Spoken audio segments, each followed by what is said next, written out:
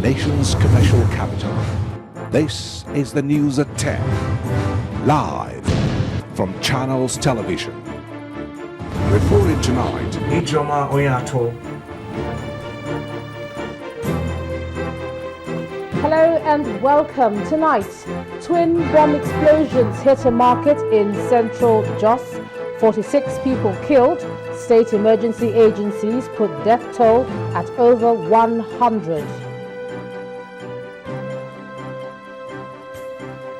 Federal government condemns explosions in Jos, calls it evil and unreasonable. Senate joins the House of Representatives in approving 6 months extension to state of emergency in the northeast. And Thai Prime Minister calls for peace as military imposes martial ban in the country. On Business News tonight, CBN Monetary Policy Committee leaves benchmark interest rate unchanged at 12%. And on Sports News tonight, Channels Television lays foundation to assist in tackling football aid cheats at all levels.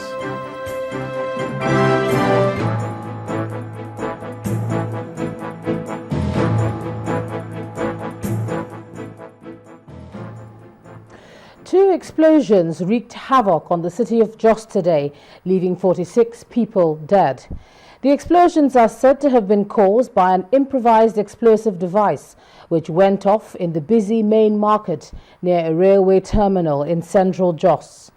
Eyewitness accounts say the first blast went off around 3:10 p.m., while the second erupted about 10 meters away 15 minutes later.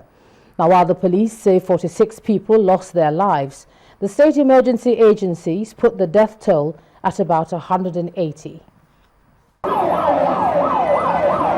Traders and shoppers at the famous Terminus Market in Jos, the Plateau State capital, after a debilitating explosion ripped through the market.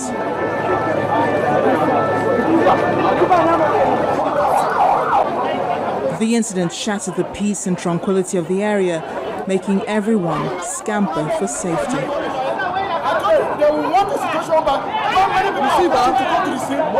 More than 50 people are born right now.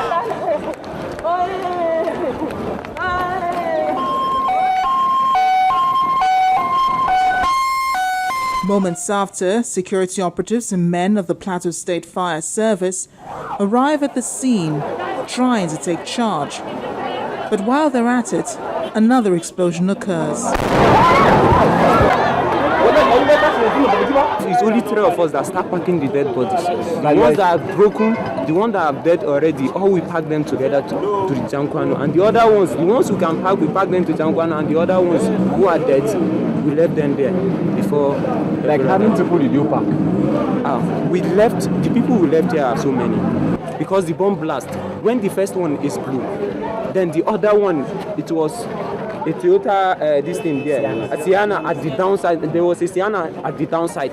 So I saw some guys stoning at the Sienna without knowing that there was still bomb blast there. So later they were like busy and people were trying to pursue them from there. They couldn't listen. So when one of them let them put light on the Sienna, before we know the bomb blast explode, the second one. That is what I know. For now, everything about the blast is still shrouded in mystery. But as the days go by, more facts will be revealed. In the meantime, the Commissioner of Police, Mr. Chris Olakwe, has been giving details on how the IEDs rocked the city of Jos.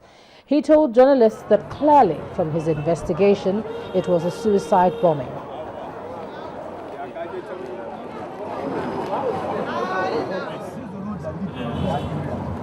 Okay, my brother, first of all, now we have to establish what is happening. I was in the office when I heard the sound of explosion. Then we moved into the scene, but before we got there, there was another secondary explosion within the intervals of 30 minutes. We got there and found out that a suicide bomber moving in a Fiat bus along the terminus Central Business District, abandoned his vehicle ostensibly to check the cause of the hold-up, came back to the vehicle and detonated. In fact, he died on the spot with a lady seated with him. So that is a clear case of a suicide bomber. 20-30 minutes later, along the same axis, 100 meters away from the first scene of explosion, there was a secondary explosion. That was in a Sienna bus, which the driver parked also to check the source of hold-up, and there was a secondary explosion. So far, we've found out that 46 bodies can be accounted for, deposited at Plateau Hospital and Jack Kwano. But situations like this, we don't rule out more casualties or more dead bodies or more carnage. So we're following up now to go to Jute and other places to find out, so we can be able to give a holistic report of the total number of deceased persons. Commissioner of Police there, Mr. Chris Olakwe, giving details of investigations following that bomb blast that occurred in Plateau State earlier today. In the meantime, the presidency has condemned in very strong terms the twin explosions in Jos, which left 46 people dead. The president's advisor on media and publicity, Dr. Ruben Abati, described the incident as cruel and evil.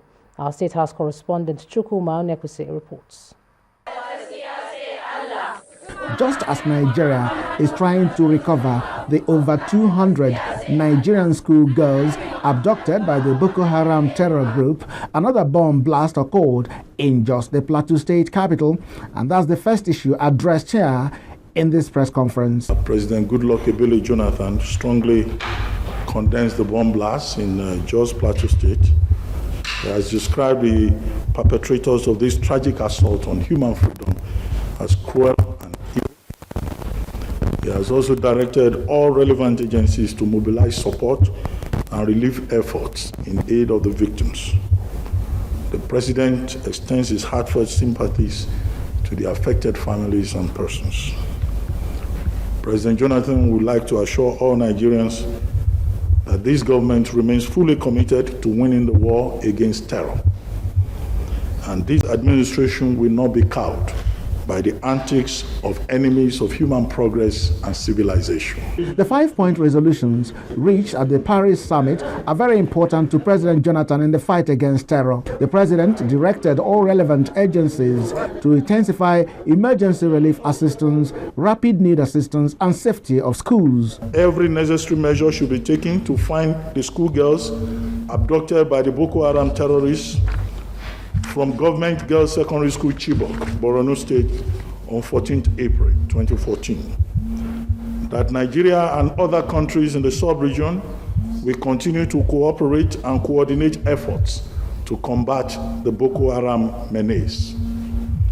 That the heads of state have agreed that each country will contribute 1 battalion of troops to the international force set up to patrol the border areas, in line with the resolution of the Lake Chad Commission. France, the United States, and the United Kingdom will extend technical assistance to achieve this objective. President Jonathan has also reiterated Nigeria's determination to ensure the safety and security of schools in Borno and other parts of the country, and also provide counseling services to any affected students to enable them return to school and continue with their academic work. Furthermore, the federal government of Nigeria will rebuild the Chibok school and fortify security in schools. The federal government said all efforts will be intensified to stop the proliferation of small arms and equipment made available to terrorists, pledging that Nigeria and other countries in the West African sub-region will coordinate efforts to combat the Boko Haram menace. Chukuma Onwekusi, Channels Television News. Now, staying with the Plateau incident, and the Northern States Governors Forum is asking Nigerians, especially those living in the northern part of the country, not to lose hope following the persistent attacks on them by members of Boko Haram. The chairman of the forum and governor of Niger State, Muazu Aliyu, says that leaders at all levels are doing their best to ensure that the terrorists are defeated. The forum condoles with the families of those affected in the blasts and prayed God to grant the souls of the deceased eternal rest. In part 2, after the break, Federal High Court declines jurisdiction in suit by suspended CBN governor against President Jonathan. That's in a moment. We'll join us again.